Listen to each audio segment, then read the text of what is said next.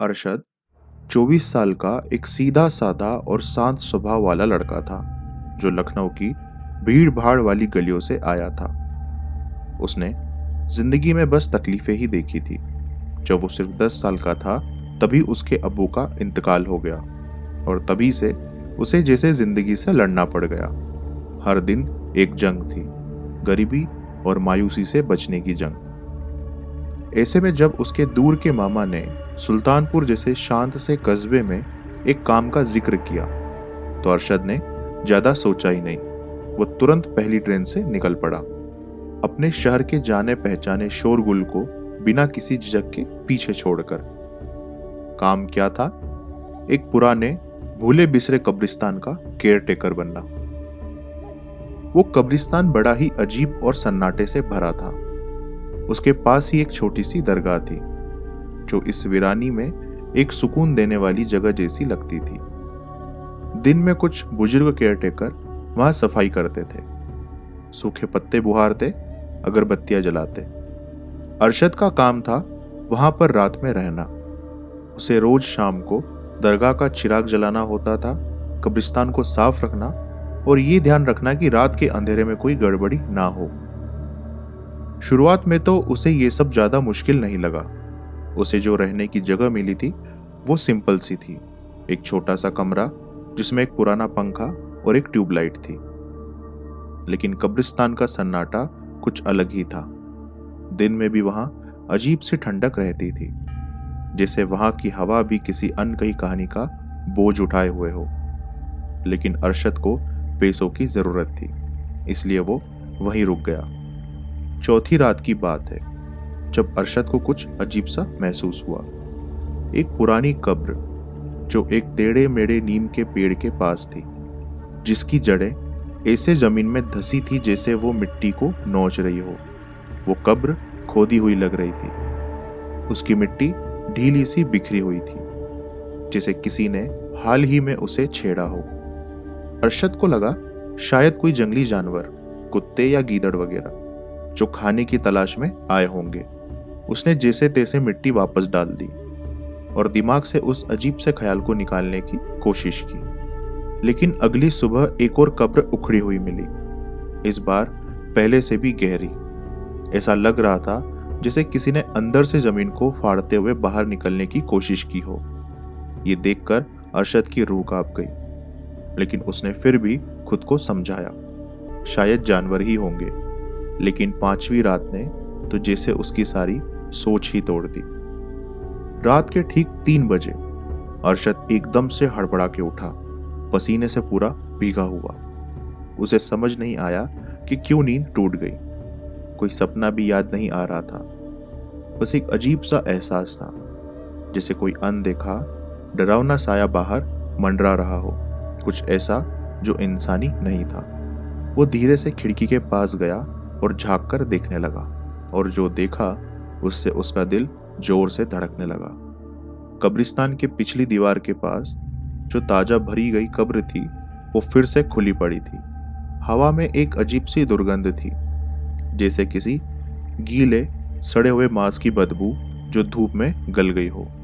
अब अरशद से ये सब और बर्दाश्त नहीं हो रहा था। उसे हर रात का ये डर खाए जा रहा था। इस बार उसने ठान लिया, जाग कर देखेगा कि आखिर कब्रों के साथ हो क्या रहा है। उसने किसी को कुछ नहीं बताया, बस कब्रिस्तान के आखिरी कोने में पड़े एक पुराने टूल शेड के पीछे छुप गया। एक पतली सी शॉल में खुद को लपेट लिया, जो ठंड से बचाने के लिए बिल्कुल भी काफी नहीं थी।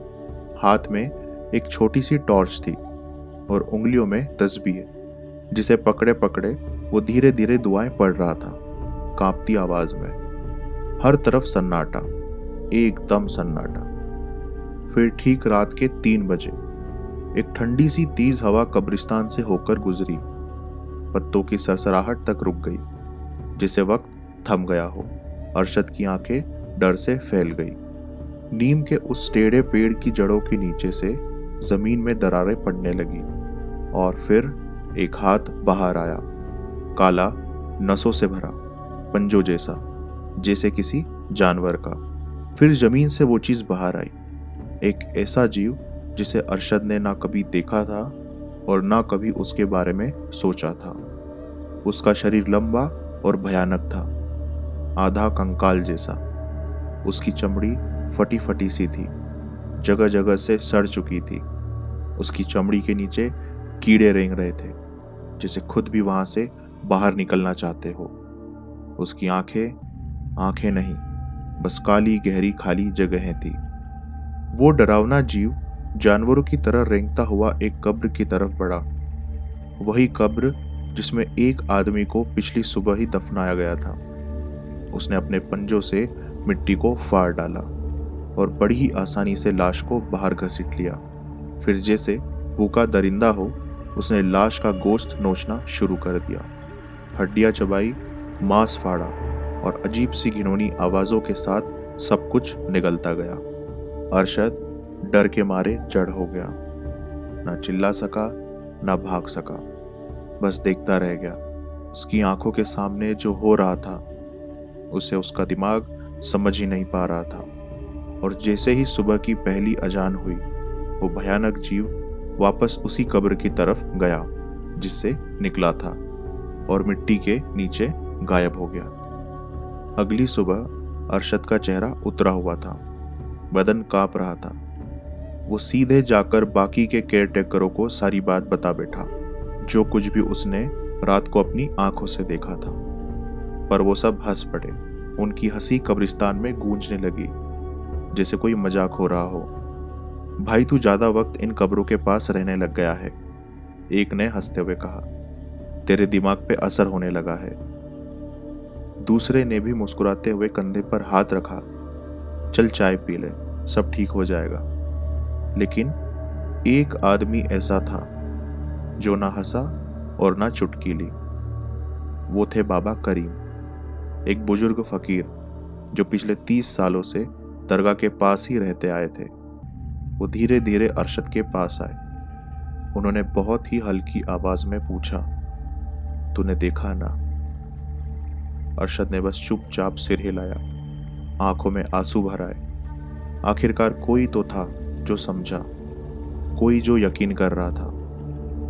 बाबा करीम ने उसे धीरे से एक तरफ ले जाकर बिठाया और फिर बोलना शुरू किया। इस बार उनकी आवाज फुसफुसाहट नहीं थी, बल्कि एक बोझिल सच्चाई से भरी हुई थी, जैसे सदियों पुराना कोई राज अब बाहर आने वाला हो। ये कोई भूत नहीं है, बाबा करीम ने बोलना शुरू किया। ये हैवान है, एक ऐसा शैतान जिसे तकरीबन 100 साल पहले इसी कब्रिस्तान में जिंदा दफना दिया गया था। बाबा के मुताबिक बात है 1921 की। वो वक्त जब अंग्रेजों का जुल्म अपने चरम पर था। लखनऊ के पास एक आदमी रहता था, सरवर अली। ना वो पीर था, ना कोई बाबा, बस एक ऐसा इंसान जो काले सूफी तंत्र में हाथ अजमाता था। उसका मकसद था एक जिन को अपने काबू में करना, ताकि उसे अमरता मिल जाए और वो परछाई की दुनिया पर राज कर सके। वो नीम के पेड़ के नीचे एक रात खतरनाक तांत्रिक क्रिया कर रहा था, लेकिन उसने एक बहुत बड़ी गलती कर दी। जिन्न की जगह उसने हैवान को बुला लिया, एक ऐसी शैतानी रूह जो सिर्फ गुस्से और भूख से बनी होती है। वो ना काबू में आती है और ना समझ में। उसने सरवर अली का जिस्म फाड़ कर रख दिया और फिर उसकी आत्मा से जुड़ गया। एक भयानक मिलन, इंसान और शैतान का। जब गांव वालों को इस डरावनी सच्चाई का पता चला तो उन्होंने सरवर के बचे कुचे शरीर को जिंदा दफना दिया, मिट्टी, नमक और पत्थरों पर खुदे हुए कुरानी आयतों की तहों के नीचे। उन्हें लगा उन्होंने उस बुराई को वहीं रोक दिया है। लेकिन वक्त बीतता गया, लोग भूलते गए और लिखावटें मिट गई, पत्थर टूट गए और वो हैवान फिर से करवट लेने लगा। हर रात उसकी भूख और ताकत बढ़ने लगी। ये हर रात 3 बजे उठता है, बाबा करीम बोले। मरे हुओं को खाता है, ताकत बटोरता है और बहुत जल्द जिंदा इंसानों की भूख भी जाग जाएगी। बाबा करीम के पास एक राज था, एक ऐसा पुराना रिवाज जो उन्हें उनके उस्ताद ने सिखाया था। एक क्रिया, बहुत ही खतरनाक और उतनी ही पवित्र, जिसे करना मतलब मौत को सामने देखकर भी न डगमगाना। बाबा और अरशद ने मिलकर तैयारी शुरू की। दरगाह से पवित्र पानी लाया गया, जाफरान की स्याही से लिखी गई सुरहें तैयार की गई और एक खास धातु की मुहर जिस पर कुरानी आयतें खुदी थी, जिसे सीधे उस शैतान के सीने में ठोकना था। बाबा करीम ने आखिरी बार चेतावनी दी, ना पल के झपकना, ना पीछे हटना। उनकी आंखों में डर और हिम्मत दोनों थी। अगर उस हैवान की आंखों में देखा तो तेरी रूह लौटेगी नहीं। उस रात चांद भी आसमान से गायब था।